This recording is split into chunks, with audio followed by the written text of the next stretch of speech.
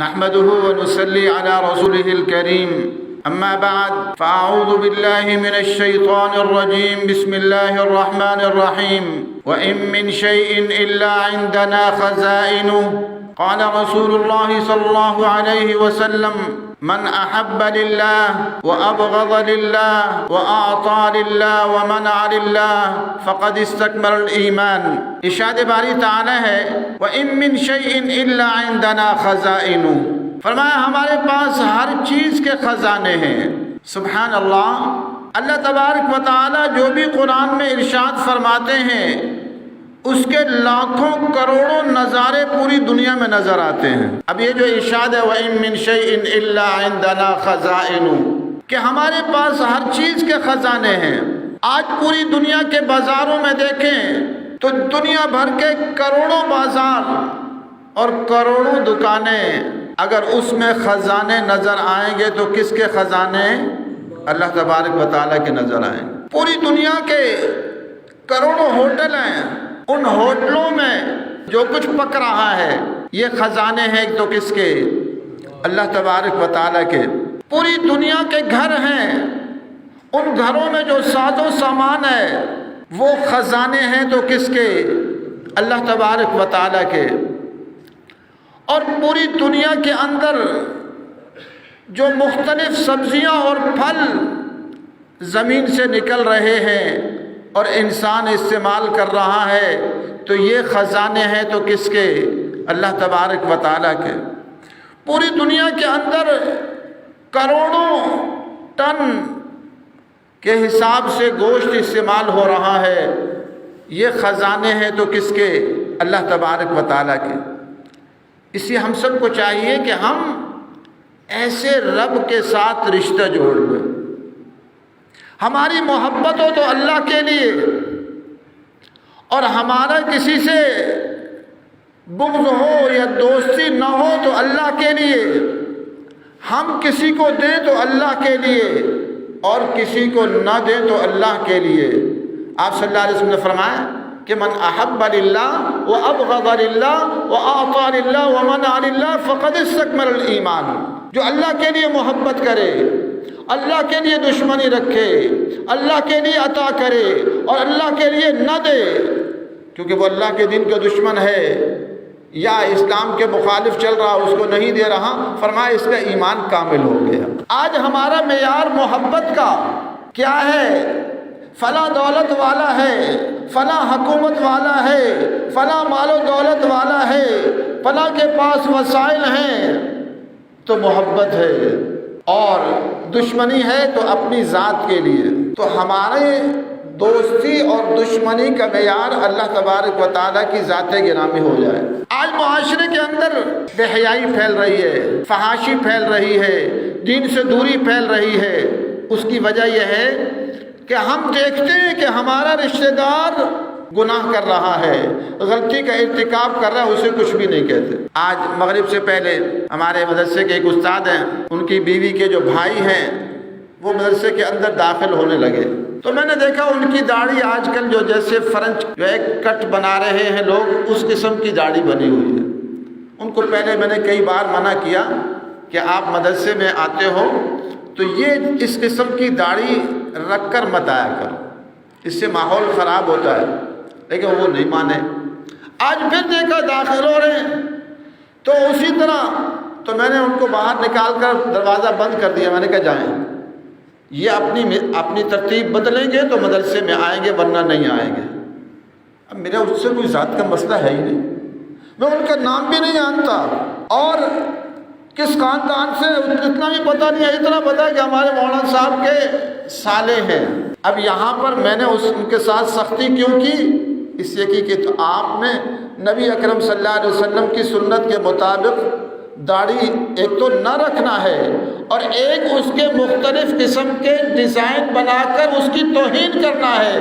اس کو تو علماء کفر کہتے ہیں، آپ وہ کام کر رہے ہو تو اس لیے آپ کو مدرسے میں داخل نہیں ہونے دوں گا۔ آج دنیا کا ایک بڑا طبقہ ہم سے ناراض ہے۔ دل دکھ بھی رہا تھا کہ یہاں آج ختم قرآن ہے لیکن ہمارے بہت سارے ساتھی ناراض ہیں۔ ہمارا جرم کیا ہے؟ کہتے ہیں جی آپ نے دینی مدرسہ بنا دیا یہاں قبضہ کر کے، اور اسی سارے محلے نے قبضہ کر کے گھر بنا دیے تو کوئی جرم نہیں ہے، حالانکہ وہ ناجائز ہے اور یہ جائز ہے، اس سے کہ یہ دین کی ضرورت ہے۔ سپریم کورٹ کا فیصلہ موجود ہے کہ جامع حفصہ بنا کر دیا جائے اور جامع حفصہ کی تنخواہیں دی جائیں، ان کے بجلی اور گیس کے بل دیے جائیں اور ان کی دیت دی جائے، نہیں دیا۔ کسی نے جا کر اس موقف کو نہیں اٹھایا کہ بھئی جامع حفصہ کیوں نہیں بنا کر دے رہے۔ اگر ہم نے رات دن ایک کر کے مشکلوں سے، پریشانیوں سے اور جو ہے تکلیفیں اٹھا کر جامع حفصہ بنا کر یہاں تھوڑا سا ماحول کو تبدیل کرنے کی کوشش کر رہے ہیں تو لوگ ہم سے ناراض ہو رہے ہیں۔ آج اچھے اچھے خاندانوں کے لوگ پردہ چھوڑ رہے ہیں، اچھے اچھے خاندانوں کے لوگ سنت کے مطابق داڑھی چھوڑ رہے ہیں، سنت کے مطابق زندگی چھوڑ رہے ہیں، تو وہاں ناراض نہیں ہوتے۔ ناراضگی ہم سے ہے کہ آپ نے قبضہ کر کے مدرسہ بنا دیا، یہ مسجد بھی قبضہ کر کے بنی ہوئی ہے۔ یہ اس کی ابتدا آپ پوچھنے جا کر حضرت والد صاحب، اور وہ حیات ہیں، وہ زندہ ہیں، مولانا صاحب یہاں آئے تھے، مولانا رویس خان صاحب، انہوں نے بیان میں کہا کہ یہ مسجد مولانا عبداللہ صاحب اور ہم نے مسجد قبضہ کر کے بنائی تھی اور جائز ہے۔ کیوں جائز ہے آپ کہیں گے؟ مسجد تو سرکار کی ہے۔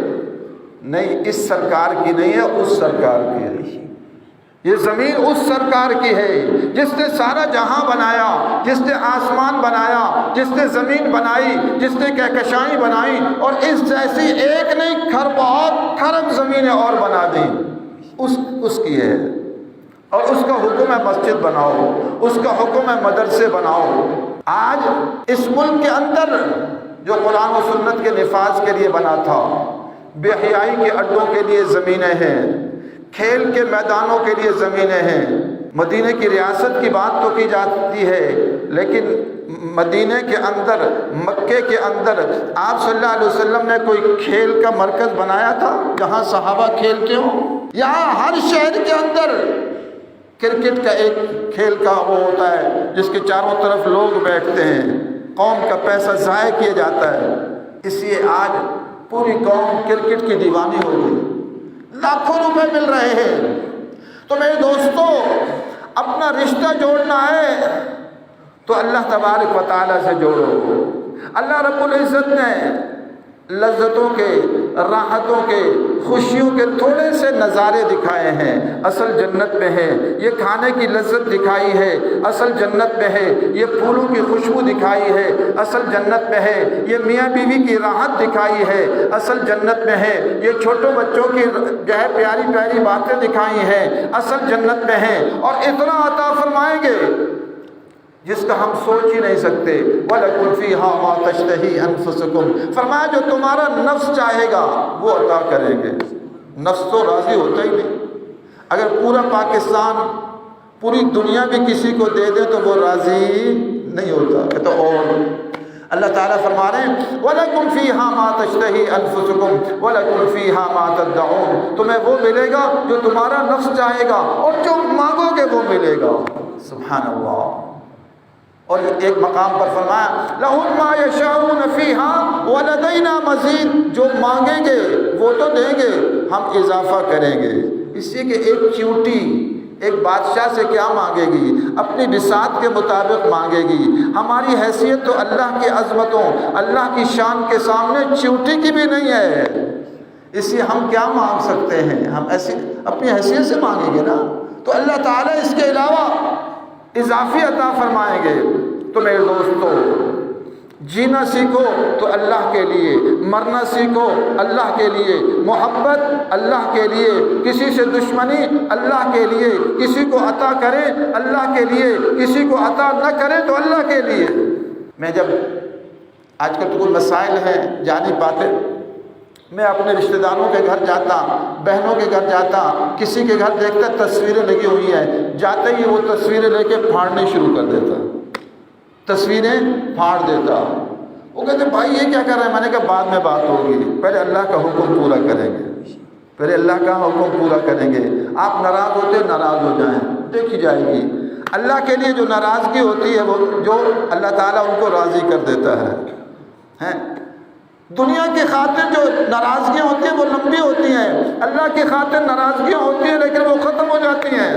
یہ ہماری کچھ ساتھیوں سے ناراضگی ہے جو چل رہی ہے ہمارے نمازیوں سے، انشاءاللہ یہ ٹھیک ہو جائے گی۔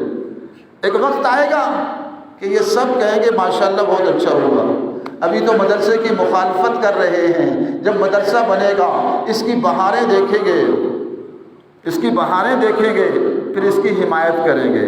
مدرسے کی مخالفت بھی بہت کرتے ہیں لیکن سارے محلے کی اکثر کی بچیاں بھی یہاں پڑھتی رہی ہیں، اکثر کی بچیاں یہاں پڑھتی رہی ہیں۔ تو میرے دوستو، اللہ کے لیے جینا سیکھو، ہم نے اللہ کے لیے جینا ہے، اور دنیا کچھ کہتی رہے اس کی پرواہ نہ کرو۔ پوری دنیا کے اندر اسلام کے غلبے کی محنت کرنی ہے اور جہاد کا جذبہ اپنے اندر پیدا کرو کہ انشاءاللہ پوری دنیا کے اندر اسلامی انقلاب کے لیے ہمیں جہاد کرنا پڑا، جہاد کریں گے۔ یہ سیاست جو ہمارے ملک کی ہے نا، یہ اینڈ ہو رہی ہے۔ یہ عمران خان صاحب ٹھیک ہے کچھ اچھی باتیں بھی کرتے ہیں، ہم احترام کرتے ہیں، ہم کسی کو غلط لفظ نہیں کہتے جیسے آپس میں ایک دوسرے کو کہتے ہیں، لیکن یہ جو ہمارا جمہوری سیاست کا سسٹم ہے یہ اینڈ ہونے والا ہے انشاءاللہ۔ آپس میں ایک دوسرے کی کمی کوتاہیاں اتنی بتلا رہے ہیں کہ یہ سسٹم چلنے والا نہیں، اور خود بھی کہتے ہیں یہ فیل ہو چکا ہے۔ اب انشاءاللہ اس کے بعد اسلامی انقلاب آئے گا۔ یہ آپس میں ایک دوسرے کے خلاف کھڑے ہو رہے ہیں اور ایک دوسرے کے خلاف جنگ و جدل اختیار کر رہے ہیں۔